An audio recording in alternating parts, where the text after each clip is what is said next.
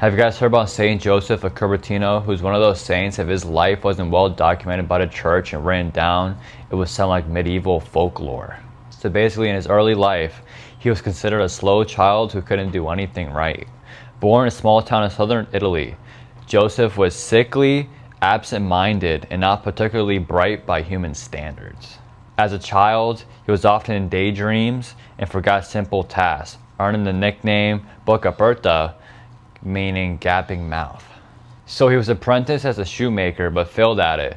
He tried joining several religious orders but kept getting expelled because he couldn't handle simple chores. Eventually, the Franciscans let him join, partly because no one else wanted him, and they gave him the most menial jobs, like caring for the covet's mule. Though academically slow, he had an intense prayer life and deep humility. He was really humble. So this is where he does some crazy stuff. In a sea scene in the 1640s, Joseph was assigned to a Franciscan friary that had a particularly beautiful nativity scene near the altar.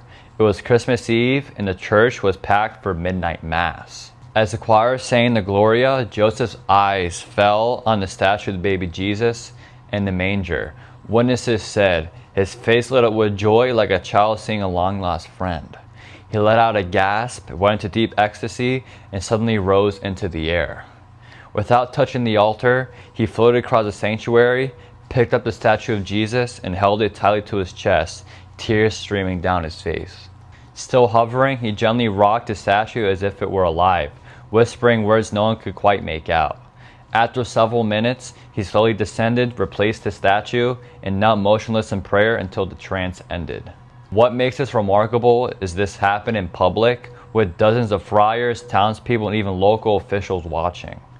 Multiple witnesses gave nearly identical sworn testimony years later during the canonization process. People said the atmosphere in the church was so full of peace that no one moved or even coughed until Joseph came back down.